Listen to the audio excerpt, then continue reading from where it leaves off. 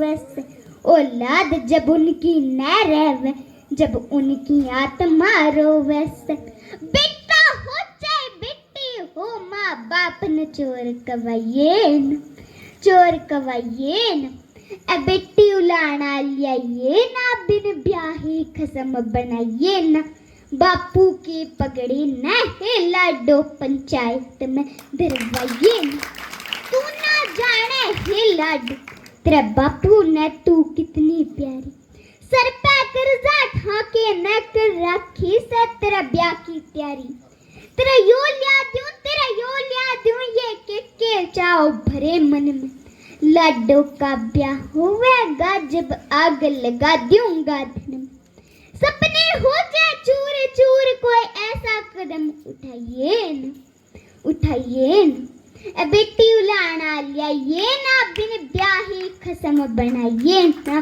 बापू की पगड़ी में है लाडो, पंचायत में धरवाइए ना। बापू का अभिमान तू, माँ की लाडली जान तू। कुडुम्बे की जिस नाक कटे, उसी ना भरिए उड़ान तुम, उसी ना भरिए उड़ान तुम। मैं यहाँ जितने भी मेरे माता पिता आए हुए, तो मैं मेरे माता पिता से बोलना चाहूंगी कि जब एक बेटी घर से बाहर जाती है तो आप उसे कम से कम 1 से 4 बार बोलते हो कि बेटी इज्जत से रहना, कि बेटी माँ बाप के समाज में नाक मत कटवाया ना। लेकिन आप ये बात अपने बेटे को तो नहीं बोलते कि बेटा पल्ला बोझ के रहना, दूसरा की बाण बेटी अपनी बाण बेटी हुए है। अगर आप ये बात सुबह 10 मिनट सुबह और 10 मिनट शाम अपने बेटे को आप ये बात बताओगे तो आपको बहुत ही जल्द समाज में बदलाव देखने को मिलेगा।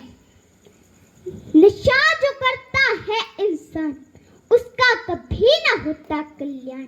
नशे की लत जो जारी है, वो सबसे बड़ी बीमारी है। मेले लगते हैं शमशानों में, आज उनकी तो कल अपनी बारी है। मैं आप सभी का थोड़ा समय और लेते हुए अपने विषय पर भी कुछ विचार प्रस्तुत करना चाहूंगी, तो ध्यान से सुनिएगा।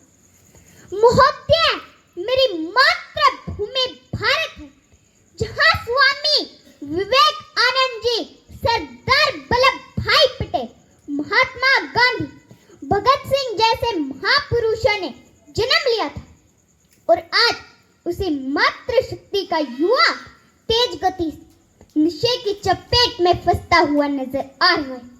इस नशे ने हमारी युवा शक्ति को इस प्रकार जकड़ रखा है जैसे एक शिकारी अपने शिकार को जकड़ता है।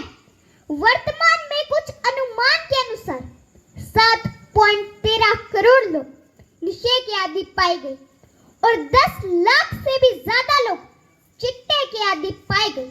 महोदय, नशा एक ऐसी समस्या है जो एक इंसान के साथ साथ उसके पूरे परिवार को नष्ट कर देता है।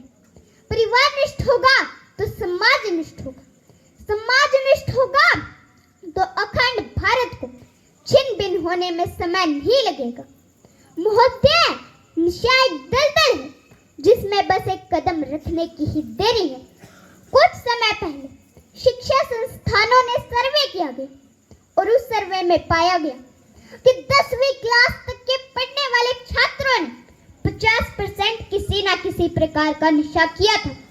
यह आने वाली पीढ़ी के लिए खतरे के संकेत है, यह आने वाले भविष्य के लिए खतरे के संकेत है।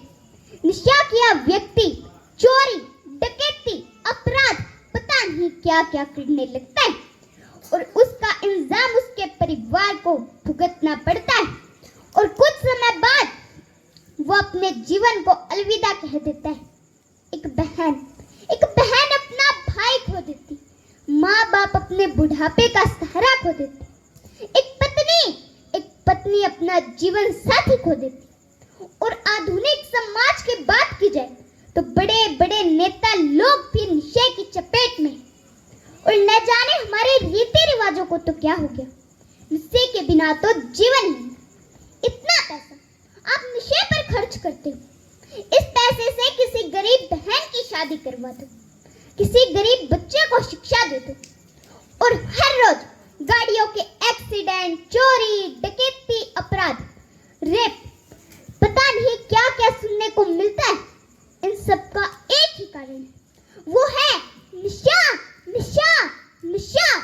डॉक्टर अब्दुल कलाम कहा करते थे कि किसी भी देश की तरक्की और तबाही युवाओं के हाथ में। तो हिंदुस्तान तो युवाओं का देश है। तो आओ मिलकर एक प्रेरणा लेते हैं कि नशा मुक्त हरियाणा बनाया जाए। ना मांगते रोजी रोटी, ना मांगते तुमसे प्यार, रोक लगा दो नशे पर, सुखी रहेगा ये संसार, सुखी रहेगा ये संसार। मैं पूछना चाहती हूँ उन लोगों से जिन्होंने ये नशा बनाया। मैं पूछना चाहती हूँ उन लोगों से जिन्होंने ये घरों को जलाने वाला तेजाब भी बनाया। शायद हम किसी के पास भी इसका जवाब नहीं। तो आओ मिलकर एक प्रेरणा लेते हैं कि नशा मुक्त हरियाणा, नशा मुक्त भारत, नशा मुक्त समाज बनाया जाए। और मैं यहाँ जितने भी मेरे बड़े बुजुर्ग आए हुए, तो मैं आपसे बोलना चाहती हूँ कि बच्चा उस कच्ची मिट्टी की तरह होता है, कि बच्चा उस कच्ची मिट्टी की तरह होता है जिसको आप जैसा ही आकार दोगे वो वैसे ही बन जाएगी। इसलिए आप बच्चे को भी जैसी शिक्षा दो वो वैसा ही बन जाएगा। और मैं मेरे युवा साथियों से भी एक बात बोलना चाहती हूँ कि बुजुर्गों के साथ थोड़ा समय बिताएं, उनके साथ बातें करें, क्योंकि उनको जो जीवन का अनुभव है वो हमें नहीं। इसलिए बुजुर्गों के साथ थोड़ा समय बिताएं, उनके साथ बातें करें। और मैं यहाँ सभी माता पिता से, मेरे माता पिता से एक बात और बोलना चाहती हूँ कि आप जो ये धन संपत्ति कट्टी कोठी बंगले इकट्ठे करके रखते हो, किसके लिए? अपनी औलाद के लिए। देना है तो अपनी औलाद को अच्छे संस्कार दो, देना है तो अपनी औलाद को अच्छी शिक्षा दो। एक कामयाब औलाद अपने भाग्य में लिखा हुआ, अपनी तकदीर में लिखा हुआ अपने आप कमा लेगी। अगर आपकी औलाद निकम्मी निकल गई तो ये धन संपत्ति थोड़े से समय में ही नष्ट कर देगी, नष्ट कर देगी। और मैं आपको एक बात बता देना चाहती हूँ अपनी पंक्तियों को विराम देने से पहले, क्या जो मैं यहाँ पर खुलकर अपने विचार रही हूँ, बोल रही हूँ, उस शख्स की बात की जाए तो वो है भाई MS जादूगर सम्राट, जिसने मेरा बहुत ही सहयोग किया। अगर आपके भी बच्चे में टैलेंट है तो भाई MS जादूगर सम्राट से कांटेक्ट कीजिए। वो मुझे ही नहीं सपोर्ट कर रहे, बल्कि मेरे जैसे और भी बच्चों को सपोर्ट कर रहे हैं। तो मैं मेरे भाई के लिए भी कुछ लाइनें प्रस्तुत करना चाहती हूँ। दुखों की धूप में आप छाव बन के आए हो, मेरी हर तकलीफ को आपने हर बार अपनाया है। मैं कैसे करूं आपका शुक्रिया अदा मेरे भाई, आपने ही तो मुझे कंकड़ से हीरा बनाया है।